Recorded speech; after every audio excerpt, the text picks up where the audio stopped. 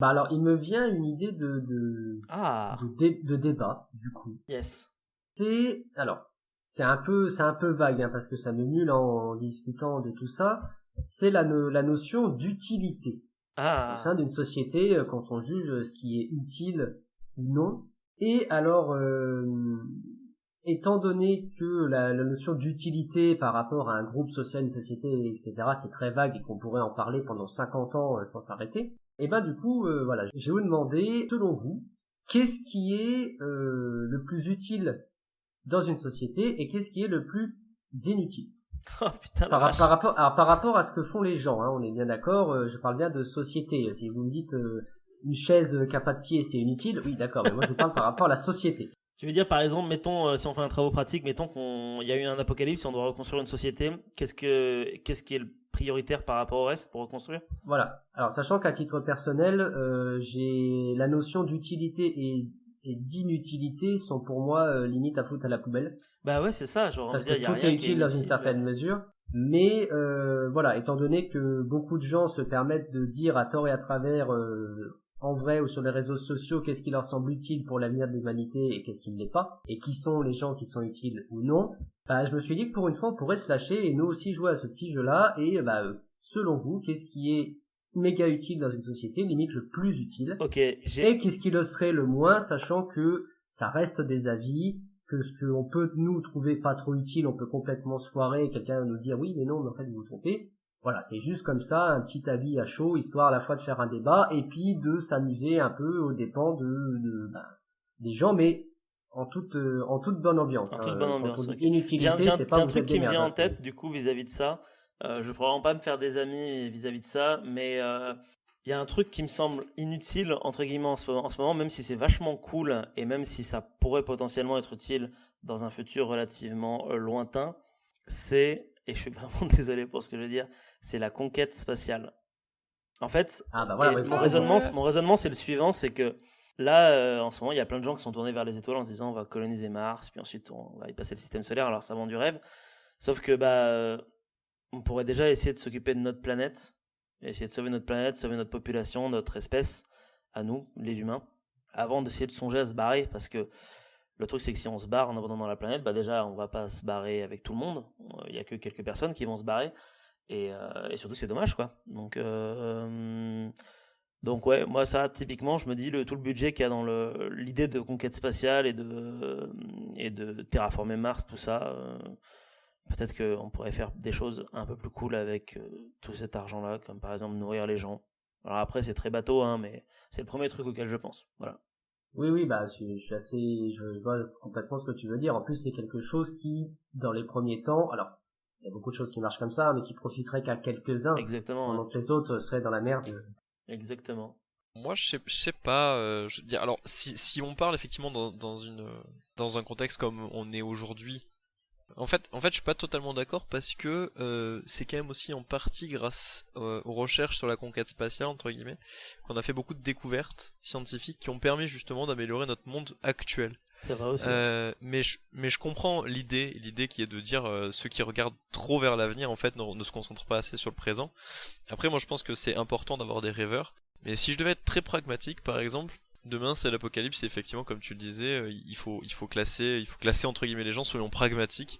Il faut que tu cherches des compétences plus que des êtres humains.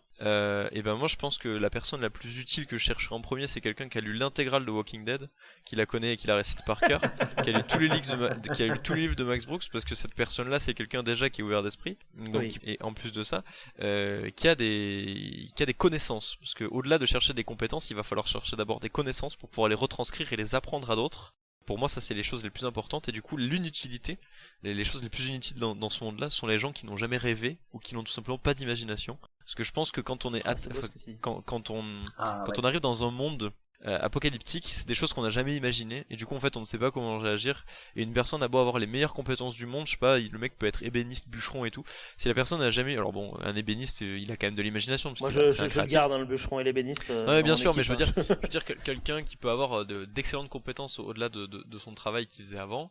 S'il a pas été capable de rêver, s'il a pas été, voilà, s'il a pas cette imagination là de en gros prévoir tous les scénarios, bah pour moi c'est quelqu'un qui qui va pas déjà qui va pas survivre, donc qui est inutile puisque de toute façon il va vite mourir.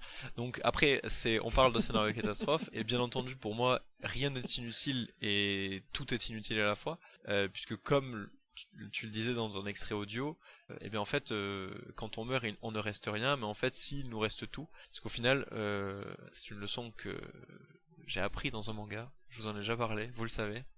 Mais Full Metal Alchemist m'a appris que 1 est tout, et tout est 1. Et tout est 1. Puisque tout simplement, même en retournant à la Terre, en final, on en fait partie, et notre histoire fait partie de l'histoire de... Enfin, notre histoire fait partie de l'histoire de nos petits-enfants, et en même temps, on fait également partie de l'histoire de notre passé, donc finalement, il n'y a rien d'utile et rien d'inutile, et inversement. Donc après, voilà, si on devait se prêter au jeu pragmatiquement, c'est ce que je répondrais. Oui, voilà, c'était ça l'idée, parce que c'est bien sûr la notion d'utilité ou d'inutilité, encore une fois, c'est beaucoup trop binaire et manichéen et ça ne mène absolument nulle part. Ça mène à des situations où les musées sont fermés et les restaurants aussi et les bars aussi parce que non essentiel, quoi. Et c'est aussi pour ça que je voulais parler de ça. Alors même si je pense que tes auditeurs, Marc, sont des gens qui sont plutôt ouverts d'esprit et qui partagent plutôt notre relativisme par rapport à l'utilité. S'ils le sont pas, ils sont dû partir depuis longtemps, je pense.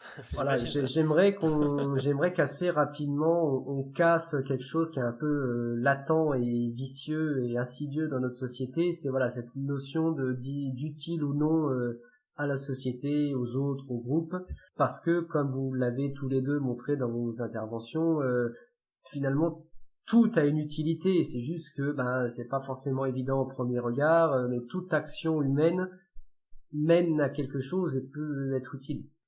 Ouais. Bon, sauf si vous avez décidé d'aller casser la gueule à votre voisin, là, oui, effectivement, votre action, elle est nuit. Alors vous, ça va peut-être vous faire kiffer, mais pour aussi bien le voisin que pour les autres qui vont regardent faire, ça va être un peu nuisible, en fait. Ça va être moins fun pour eux, c'est sûr. Ouais, je suis d'accord dans le sens où de toute façon effectivement notre action qu'on entreprend là par exemple tout simplement en enregistrant cet épisode et vous auditeurs en l'écoutant par exemple vous écoutez des gens qui ont potentiellement aucune compétence. Je suis pas brasseur par exemple, je suis pas mangaka, je suis pas voilà, sur toutes les chroniques que j'ai pu faire à partant, je pense pas avoir de compétences particulières, c'est juste que j'avais envie de parler de ces sujets là. Et peut-être que tout simplement le fait de m'en entendre parler, ça vous a peut-être donné l'envie d'aller le découvrir, ou tout simplement vous vous êtes dit que mon avis était peut-être pas le bon, ça vous a peut-être mis en colère, ça vous a peut-être suscité des choses, mais ça vous a au moins permis de réfléchir. En tout cas je dis ça voilà, je dis ça en toute transparence, je l'espère, en fait non, je m'en fous concrètement, je veux dire que ça vous fasse réfléchir ou pas, tant que vous passez un bon moment, moi c'est ça l'essentiel. Enfin moi j'ai passé un bon moment, donc après le reste voilà, mais surtout voilà, c'est peut-être que ça permettra à des personnes de remettre en question certains points de vue qu'ils avaient, ou peut-être de les conforter dans ce qu'ils avaient, et en fait au final vous vous rendez compte que c'est un podcast fait par trois clampins que vous verrez jamais dans vos vies, qui ont potentiellement qui ont juste aucune ordre d'autorité sur vous, et pourtant vous les avez écoutés depuis plus d'une heure raconter des conneries sur la bière et sur l'inutilité des gens mais c'est effectivement comme tu dis, c'est ça qui prouve que finalement rien n'est inutile et que tout a une utilité quoi qu'il en soit, quoi. Donc non, l'archéologie n'est pas inutile. Et la bière non plus n'est pas inutile, au contraire. La preuve, elles vont ensemble. Ah. Bah écoute, ça peut être possiblement le mot de la fin, parce que je trouve ça beau ce que tu dis sur l'inutilité qui n'existe pas, et je trouve ça très très beau. Du coup, j'ai envie de vous applaudir encore une fois tous les deux. Je le fais. Oh non, c'est toi cette merci, fois. Bravo à vous. Quel beau billet. Pour vos chroniques très passionnantes, vraiment. Bah merci Seb, merci Mika, merci à vous également, chers auditeurs, si vous êtes restés au bout de cet épisode. J'espère qu'on vous a pas trop miné le moral. Le but c'est ici surtout aussi de vous donner notre point de vue, comme l'a dit Mika, et puis voilà, et puis c'est à peu près tout, et puis voilà, je sais pas quoi rajouter. J'ai eu un pet de cerveau. Voilà, c'est voilà. Donc voilà, on conclut sur le pet de cerveau de Marc. C'est ça, rassurez-vous, de tout et de rien revient avec des sujets beaucoup plus fun. On parlera des poutes et du karaoké la prochaine fois, promis. Des poutes et du karaoké. Yes, super. Je sais pas, il faut voir. Il faut voir. Si vous souhaitez également participer à notre petite causerie, rien ne vous empêche de le faire dans les commentaires de cette vidéo, tout en restant bien évidemment courtois les uns avec les autres. Et si vous souhaitez découvrir d'autres sujets, il ne vous reste plus qu'à vagabonder un petit peu partout sur cette chaîne. parce qu'on y parle un petit peu de tout et surtout un petit peu de rien.